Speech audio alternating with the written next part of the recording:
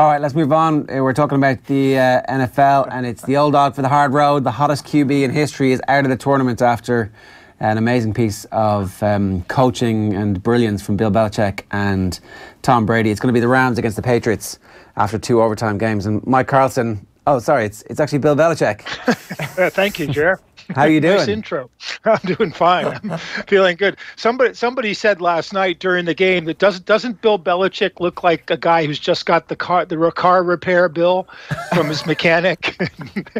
he didn't look happy for most of the game, but you're right. It was a brilliant performance. Not least because they played so well in the first half. Game plan, everything worked perfectly, except that they probably left points on the field that they should have scored. But the Chiefs adjusted really well in the second half, just as they did when the two teams played in Foxborough in week 6 of the season. And New England then adjusted back to win the game. And of course, they were lucky in the sense that they won the coin toss in overtime, and Kansas City never saw the ball, just like the overtime win in the Super Bowl against Atlanta. And for somewhat the same reason, Atlanta's defense was dead tired by the end of that game. The Chiefs' defense was completely beat. They played 94 plays in that game, exactly double what their offense played. And by keeping them on the field, you tire them out. And toward the end of that drive, it was just pretty obvious they were going to be able to run the ball in and score. The opening of the game was textbook, brilliant coaching. It was exactly what they wanted to do. It was just slowly eke your way down the field and make sure that you are keeping hold of the ball and running it. And that's exactly what the Patriots needed to do. They needed to play in front. It was, if they'd scripted the first half, they couldn't have scripted it any better. Yeah, you'd like to have back Tom Brady's interception in the end zone, and later in the game, you'd probably like to have back Bill's decision not to kick a field goal and to go for it on 4th and 1 and whatever. But it was a brilliant game plan in the sense that they did almost the same thing as they had done the week before in the playoffs, but slightly different in terms of how they executed it, and they were daring the Chiefs to stop the run. And the Chiefs adjusted at halftime. They normally play a 3-man front. When they came out in the second half, they were playing a lot of 4 and even 5-man fronts with a lot of their big guys up in those front 4. And then New England went to the passing game. Meanwhile, however, the Chiefs' offense discovered that New England's defensive backs were not really that good at covering some of the Chiefs' receivers man for man, especially if you didn't go to Travis Kelce and Tyreek Hill. But you saw that they took Kelce and Hill pretty much out of the game. I think they had 5 catches between them for the game, and they attacked the Chiefs' weakest point, which is run defense, and they did both ruthlessly. I mean, that they were willing to give up. Okay, if you're going to beat us with somebody else, go ahead. Sammy Watkins is going to beat us. Go ahead, Sammy Watkins beats us. But Hill and Kelce were not going to beat them. How did Patrick Mahomes play? He played pretty well. I think you saw a first-year player. Not quite understanding what was being done to him and having a bit of problem with the Patriots' rush. And that was the other thing. New England doesn't have the kind of pass rusher who wins a lot of battles individually. So they have to scheme their pass rush. And in the last few weeks of the season and the playoffs, what you saw was they have a lot of players up on the line, and you're never quite sure which ones are going to rush. They don't wind up rushing more than 4 usually, which leaves 7 back in coverage. But for this game, because of that threat of speed, they had a couple of linebackers generally always behind that rush. And Mahomes couldn't figure out how to beat those linebackers until in the second half they started throwing those little wheel routes to the running backs coming out of the backfield along the sidelines, and those worked like a charm. New England couldn't defend them. I was surprised that they just didn't keep going to it until New England figured out a way to stop it. Mike, there's one thing I wanted to ask you to explain to us, and it is this idea of a quarterback being particularly vocal, and the older you get, the more capable you are to control your offense using your voice only, or perhaps relying on your voice a little bit more. So last night you had the perfect example of Mahomes, who is started to do this at an advanced stage more than any other quarterback, really, I think, in recent times, but he's still not at Tom Brady's level. How big an advantage is that, being able to vocally control an offense? Yeah, it's really huge, and I think Tony Romo made the point during the game that Mahomes didn't appear to be changing any plays at the line of scrimmage. Yeah. And Brady, of course, is changing them, almost every time. And on the last drive, it wasn't complicated. He was simply looking at it. Usually, a quarterback will count. And how many players do they have in the box? How many don't they? And if they have another play to switch to, he was looking at who the players in the box were, whether they were the big, slow guys or the speedier ones. And then you'd see him hit his helmet like that, which meant I'm changing the play. And they had two called in the huddle, one a run, one a pass, and they would go to the other one. And it worked, I'd say, 3/4 of the time. It absolutely worked for what they wanted to do. And it doesn't depend. What you saw in the first game with the Rams, who kind of like the Chiefs have a younger, more inexperienced quarterback. With the noise, they couldn't change plays. There was one play where Jared Goff, the quarterback, actually ran to the guy split out to tell him what the play was, and then ran back. And by the time he got back, they had to call a timeout because the play clock was about to expire. Is this Brady and Belichick's greatest achievement? Because this was considered to be the weakest group that they've had, or certainly up there with the very weakest group that they've ever had. Yeah, I'd agree with that for sure. I mean, probably the first Super Bowl was the greatest achievement, where nobody gave them much of a chance either to get to the game, and they had to have the tuck rule in the snow game with Oakland, or to win the game against the Rams. So this is a matchup of that game, a rematch of that game in a sense. But this team was not that good. When you look at the players, and it took them 3/4 of the season to get those guys into, to figure out what they could do with these guys, and how they lost Josh Gordon, which made a huge difference to that team because, they didn't have, you saw in the game last night, they didn't have an outside receiver they could go to. They didn't have a downfield receiver they could go to. Josh Gordon gave them both of those options. And, Kansas City, to their credit, they realized J.C. Jackson, who's an undrafted rookie cornerback, was a weak link in the Patriots defense. They went at him. He had 3 pass interference penalties called, and pass interference is kind of a random shot these days when you look at that game and which ones were called and which ones weren't. But none of them were bogus calls. And so I went to bed right after the Saints got beaten last night, Mike. Has Sean Payton been done for hurting an official yet? Pardon me? Has Sean Payton attacked an official yet? No, but you could understand if he did. The officiating inconsistency is the big thing, and I think in both games that was true. It was really frustrating to watch at times, but in that game, if your listeners didn't see it, what you had was a crucial play toward the end of the game. Receiver down at about the 5-yard line, the ball's thrown, and the defensive back simply launches himself, what we would call spearing, helmet to helmet on the receiver, knocks him over before the ball gets there, while the ball's in the air, but before he gets there. So it was clearly pass interference. It was clearly a personal foul for the helmet to helmet call, but there was no flag whatsoever, and Sean Payton just went completely ballistic at that point, and it had an effect on the game, although I don't think it had as much of an effect as Drew Brees missing on the first down of that series, where you thought they were going to run the ball. He threw a slant pass to Michael Thomas, which if he had completed it would have been about an 8-yard gain. They could have then run the ball at will for a first down and killed the clock. But he missed it. He just missed the throw. If the penalty had been called, they would have won the game, because they then could have just knee and kicked a field goal. They could have won the game if he'd completed the Thomas pass as well.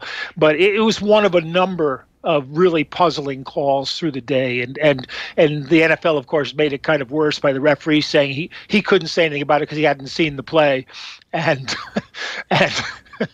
which boggles the mind. He's not the guy who threw the flag, but even so, how he could miss it was just beyond measure. But there were just a number of bad calls, and the weird thing in that game was that Bill Vinovich, the referee, had refereed the Rams 8 times previously, and the Rams had lost all 8 games.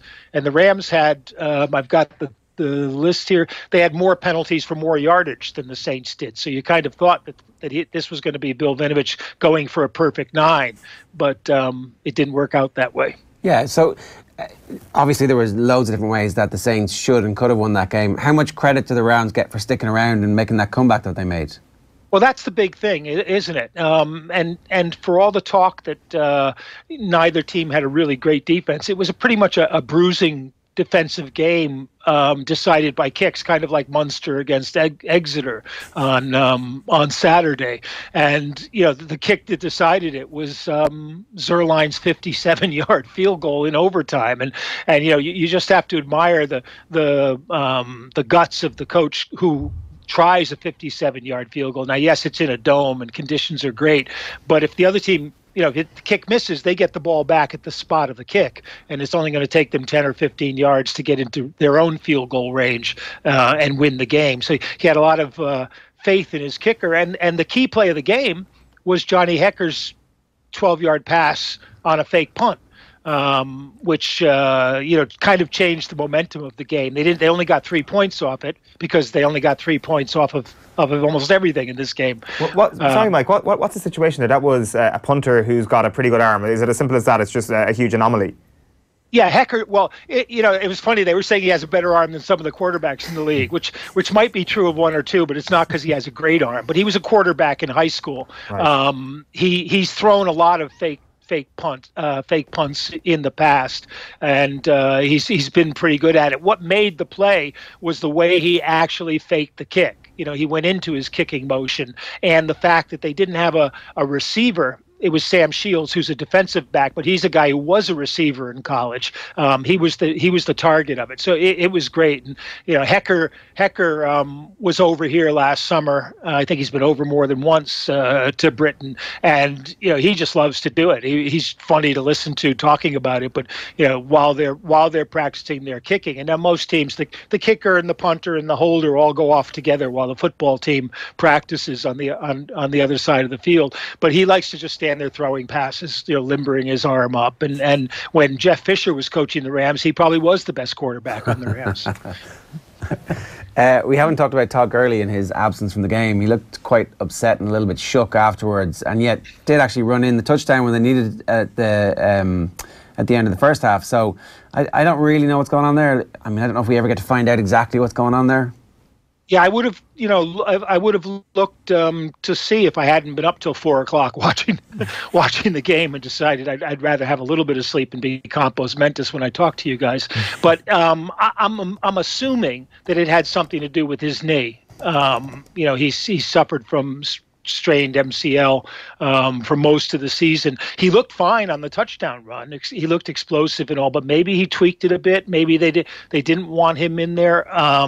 He didn't do anything wrong when he was in there, for sure. There was some speculation at the time that he might have had a kind of, I want to get in, coach. And the coach said, we can't play you. But, neither team was able to run the ball in that game. It was pretty, I would have thought if you were going to tell me one game would go over the over-under and one wouldn't, I would have thought that was the game that would go over and the Patriots-Chiefs would go under, not least because of the conditions. And, they were both 3-point favorites, the home team, which in bookie terms means that each game is a toss-up and the home team's getting their advantage. The road teams both won, which was the first time since the Giants won in 2011 that a road team had won one of these conference games. And they were absolutely right. They were both toss-up games. You could have, New England did almost everything right that they could do, and the Chiefs played really badly in the first half, and still that game went into overtime. And if New England hadn't scored a touchdown, or if New England had kicked a field goal, you wouldn't have had any doubt that the Chiefs would be able to come down, and at least tie the game up again if it were a field goal. And the same thing with the Rams and the Saints. That game really could have gone any way if either team just executed a bit better at crucial points. The Patriots opened briefly as underdogs against the Rams, and then everybody hammered the line to the point where they're now favourites, which makes far more sense. It's an interesting question because the Rams are, another explosive team. If New England were playing at home, I think they would be favorites to the Rams. If they were playing in L.A., the Rams would be slight favorites. On a neutral surface, it'll be a challenge for the Patriots because of that speed. And, of course, it's a Brandon Cooks return game. Cooks played his first 3 years in New Orleans, and he had probably the best game of any offensive player on the field against the Saints. And now he played 1 year in New England after that, and he'll be the guy that they have to stop in order to control the Rams' passing game. But basically, these are two teams that had got to the playoffs in the last 4 games of the season by running the ball. And, you notice, too, Sony Michel didn't play that much toward the end of the game for the Patriots. And Rex Burkhead sort of replaced both him and James White and was doing both the passing and the pass catching and the running.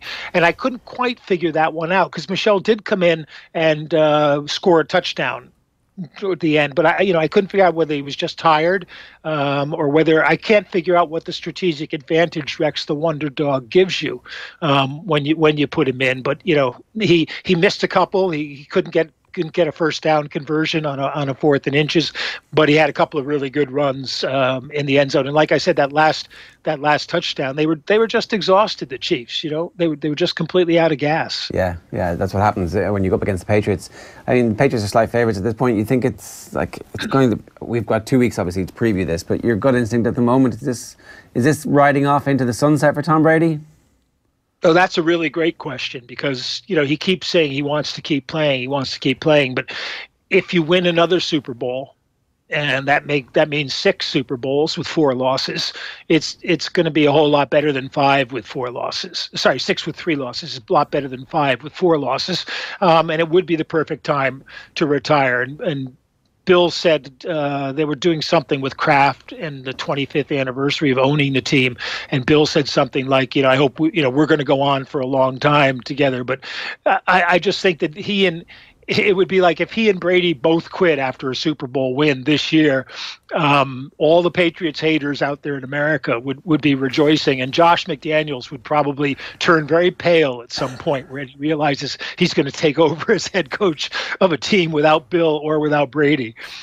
Like, I don't think it's a huge debate as to whether or not he is the GOAT in the NFL, but I do think if he wins this Super Bowl, he will become the most dominant, greatest athlete in their field, if that makes any sense. That when it comes to Michael Jordan, there might be some sort of debate between himself and LeBron, but if Brady goes 6-3 in Super Bowls, there's absolutely no question. Nobody can even hold a candle to that argument. And I don't think, maybe Tiger Woods is the only other situation you could perhaps speak about in that regard. But I'm not sure, do you agree with that it's just, there's no point even discussing it anymore because it's just an obvious thing to say?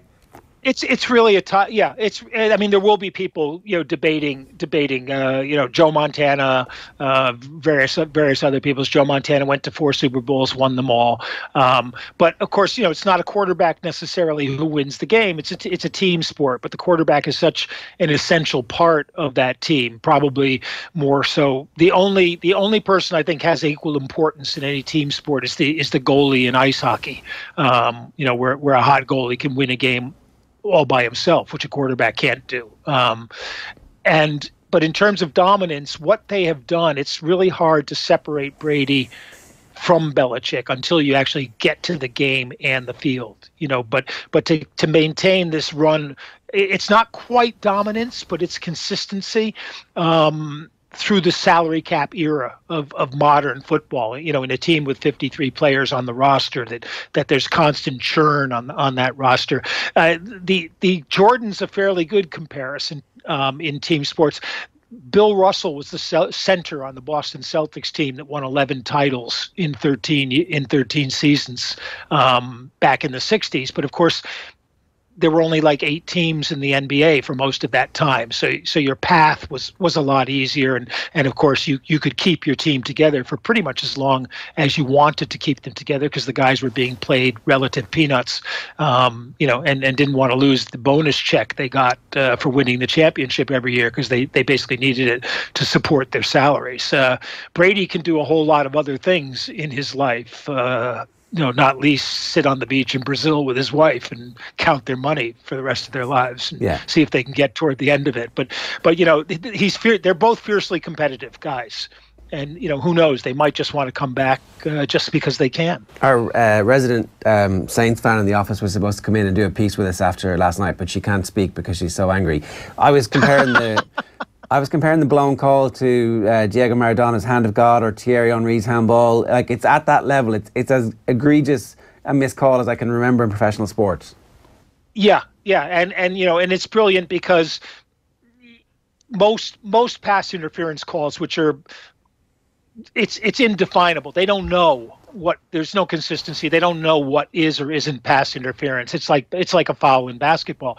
But this one was just sitting out there all alone, so blatantly obvious, so blatantly painful.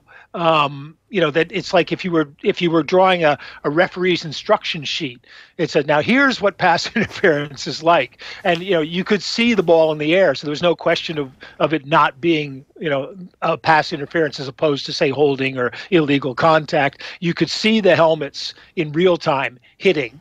In slow motion, it looked absolutely vicious, and you just I wish we had shots of the guys, of the side judge, who was only about 5 yards away from the play, just to see what his face looked like as he watched this, kind of like, another play. Yeah, let's get this one over with. I've got reservations downtown New Orleans. I don't want this to go to overtime. Mike, we'll let you get some sleep. Thanks a million for staying up for us. Oh, no, I've done my sleeping now. That's it. It's all good. Well, enjoy the rest of the day. Thanks a million. Yeah, cheers, guys. Mike Carlson there, up after staying up all night. I was really enjoyed. Really good analysis. That enjoyed it. He breaks it down well. It's something always crazy happens in championship night, doesn't it? It just. But that can't look. Do you know? I haven't seen the foul that you're talking about. All I could you be able to tell me you watched it. I was gone at that stage. Sometimes, if the foul occurs that early, if they're saying the ball was already in flight. Oh, obviously, if the ball's close to the players and the ball are almost, they're in your vision, peripheral vision. But if the foul happens early and the ball hasn't reached them, the officials, their eyes will almost be drawn to the ball, and you won't actually see how close was the ball. Ball's right to the there, two players. And the man was it that close? And headbutts him with his helmet to helmet. It's like the ball was that close. Yeah, it's the shittiest decision you're ever going to see in any sport. It's like right up there. At least with Maradona over Shilton, there's kind of what happened there? That was really fast. But like, this is. VAR is not the answer. VAR is not. It doesn't solve all the problems. If they'd VAR this, it would have been perfect. It's like, oh yeah, okay, game over. And it totally changes history, because Drew Brees against Tom Brady for the first time ever in a Super Bowl. Brees playing it. You can't say that. You can't say that. Now you're making a massive assumption there. Massive assumption that if that foul had been given, that wouldn't necessarily manifested itself in it. You think, in your opinion? No. It's like all late in the game. It's a jump. As Mike said there, it's not an absolute given, is it? Oh no. So you give the penalty, and then they get the ball on the 1 yard line, basically, or the 3 yard line. Kneel down.